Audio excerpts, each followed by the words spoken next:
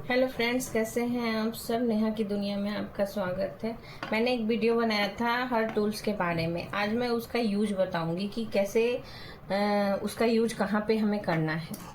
सबसे पहले हम जब स्टिच करते हैं और हमें धागा काटना पड़ता है तो हम कैंची से काटते हैं।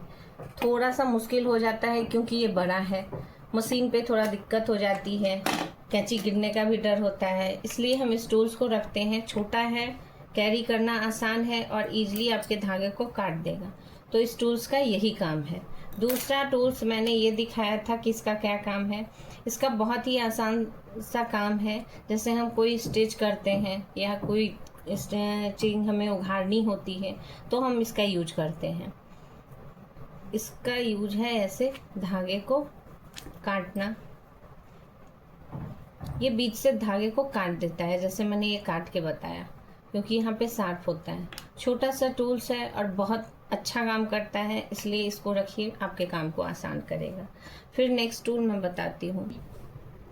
ये एक टूल्स मैंने आपको बताया था, इसका क्या काम है। इसका काम है जैसे हम कोई भी कपड़ा स्टिच करते हैं और हमें जैसे इस टाइप का डिजाइन आ गया, हमें काट के लगानी है तो हम सिल के लगाते हैं। पर फ्लावर जैसे ये तो हम सिल के लगा लेंगे, मगर जैसे ऐसे फ्लावर हमें लगाने हैं तो इसके लिए हमें सिल तो सकते नहीं है उसको, छोटे छोटे फ्लावर हमें अपने डिज़ाइन में लगाने रहते हैं। तो इसीलिए हम इस टूल का यूज करते हैं। कितने आसानी से देखिए फ्लावर अलग हो गया, कट गया।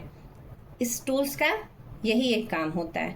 इसे आप आराम से आप पलक में लगा दीजिए, गर्म हो जाएगा। उसके बाद इसको अच्छे से सेफ्टी तरीके से बस हाथ का ध्यान रखते हुए आप उस फ्लावर को अच्छे से काट लीजिए। और जहाँ भी आपका प्लेन डिजाइन डाला हुआ है, देखा होगा आपने पैच वैच लगाया हुआ रहता है, वहाँ आप इस फ्लावर को आराम से लगा सकते हैं। इस टूल्स का यही काम है। टूल्स के बारे में तो मैंने आज थोड़ा सा आपको बताया कि कहाँ पे हम किसका यूज करते हैं। अब मैं आपको उरेब पट्टी जो लगती है वो उसके बारे में बता रही हूँ। बहुत सारे लोग बहुत अलग अलग तरीके से आपको उरेब पट्टी बनाना बताएंगे कि निशान लगाओ स्केल से, मगर एक अलग सा टाइम होता है कि उसको आप निशान पहले लगाओ फिर कटिंग करो। इसका आसान सा उपाय है, मान लो आपके पास छोटा सा ही कपड़ा बचा हुआ है, ठीक है, हमको इसी में उरेब काटनी है, तो हम क्या करेंगे, या तो इसको तिरछा ऐसे रख लेंगे। सिंपल सा उपाय है, उरेब को, इस कपड़े को ऐसे हम तिरछा फोल्ड करेंगे, ठीक है।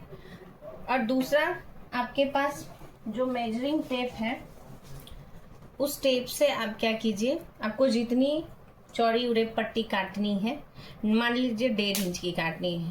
1.5 इंच से ज़्यादा की उरेब पट्टी अधिकतर लगी, हाँ, लहंगे वहंगे में चौड़ी लगती है, ऐसे इससे ज़्यादा नहीं, 1 ही इंच की लगती है। आप उसको चौक से थोड़ा थोड़ा दूर पे निशान लगा लीजिए, ठीक है। बहुत लोग उसको स्केल से निशान लगाना बताएंगे, फिर आपको काटना बताएंगे। एक छोटा सा कपड़ा में ही हमको अगर काटना है तो हम इसको सीधे से ऐसे तिरछा रखेंगे, उसके बाद इसको ऐसे करके काट देंगे, ठीक है। उसके बाद करना क्या होता है हमें, ये जैसे तिरछा नहीं है तो इसको तिरछा कर दीजिए, ठीक है। जो फालतू का कपड़ा है उसको हटा दीजिए, क्योंकि इन सब का कोई यूज नहीं होता है। उसके बाद ये 2 उरेब पट्टी मैंने एक साथ काट ली। उसके बाद मैं उसे जोड़ना भी बताऊंगी आपको कि कितना आसानी से आप हमें छोटे से कपड़े में उरेब पट्टी कट भी गई, और बड़ी कट जाएगी, इतना सारा कपड़ा है तो इसका भी हम काट लेंगे। ये कम कपड़े में बता रही हूँ कि उरेब पट्टी कितनी आसानी से आप काट सकें। उसके बाद एक उरेब तिरछा एक ऐसे है, तो दूसरी पट्टी को हम ऐसे रखेंगे इसके ऊपर यूं। एक ये है तिरछा, तो उसके ऊपर हमें ऐसे करके ऐसे रखनी, ठीक है। उसके बाद हम इसे सिल देंगे, और ये देखिए, ये हमारी उरेब पट्टी तैयार हो गई।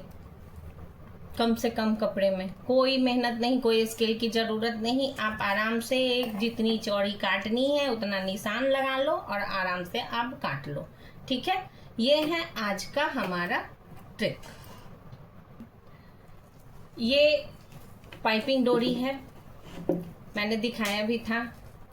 चौड़ी, मोटी, पतली हर तरह की आती हैं। मुझे ये अच्छी लगती है, लगाने में भी आसान होती है, तो इस डोरी को मैं रखती हूँ। ठीक है, इसका क्या यूज है वो मैं आपको बताती हूँ।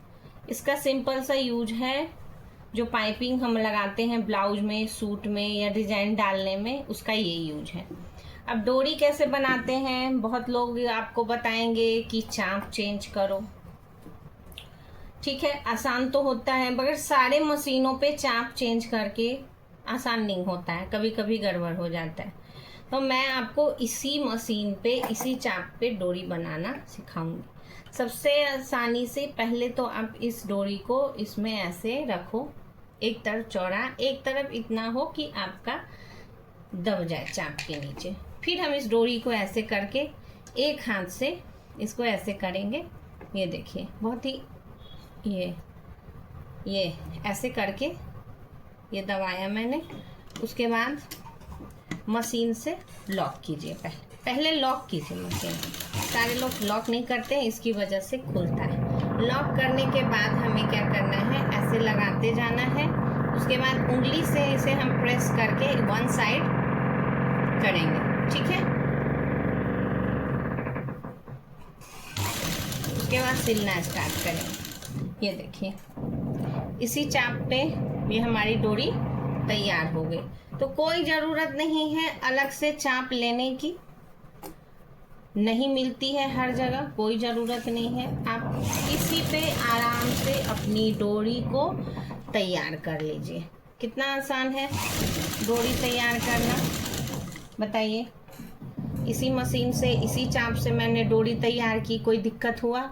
बस जरा सा आपको कि हम मैनेज कैसे करना है, किस ट्रिक से करना है, वो आपको आना चाहिए। मैंने आसानी से आपको बताया, ऐसे लॉक भी कर दिया और इसको सिल भी दिया। कितना प्यारा सा डोरी हमारा नीट एंड क्लीन तैयार हो गया। कोई चाप की ज़रूरत नहीं पड़ी, सिंपल सा मशीन है मेरा, देख ही रहे हो।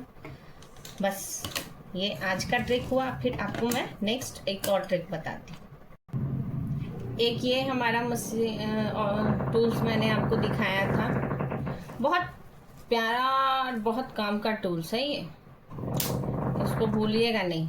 आजकल हर जगह मिल जाना चाहिए क्योंकि अभी ये बहुत फेमस है। इसका काम क्या है, यूज क्या है, डोरी पलटने वाला एक शॉर्ट वीडियो में मैंने बनाया भी है।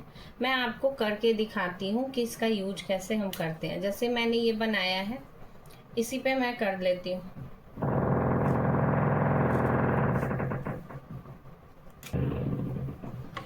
डोरी बनाने के लिए आप डोरी बांधते थे, इसमें लगाए। मैं इसकी मदद से पहले तो हम उरेब काटेंगे। कपड़े को उरेब काटा हुआ है मैंने। उरेब काटने के बाद इसको अच्छे से प्रेस कर देंगे। जितनी चौड़ी हमें डोरी, पतली रखनी है तो पतला, नॉर्मल रखिए कि आसानी होती है, पतली भी दिखती है और पलट भी जाती है। बस कपड़ा उरेब ही कटना चाहिए आपको। ये मैंने काट दिया। ठीक है, अब उसके बाद क्या करूँगी, जो एक्स्ट्रा कपड़ा है हमारा उसे मैं निकाल के हटा दूँगी। ये मैंने हटा दिया। उसके बाद इस डोरी को इसके अंदर ऐसे डालना है। ये डालने में देख लीजिए, डालने का तरीका डालना है। और जो ये हुक है हम उसे सिर्फ ऊपर करेंगे। ठीक है, इस हुक को मैंने ऊपर किया और जो हमारा लॉक जो है ये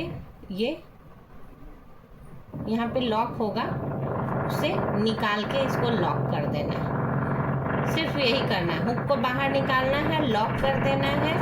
और उसके बाद ये मैंने लॉक कर दिया। अब इसको इजीली तरीके से, कितना आसानी से, देखो आपका लंबे से लंबे डोरी को आप इसकी मदद से पलट सकते हो। ये देखो।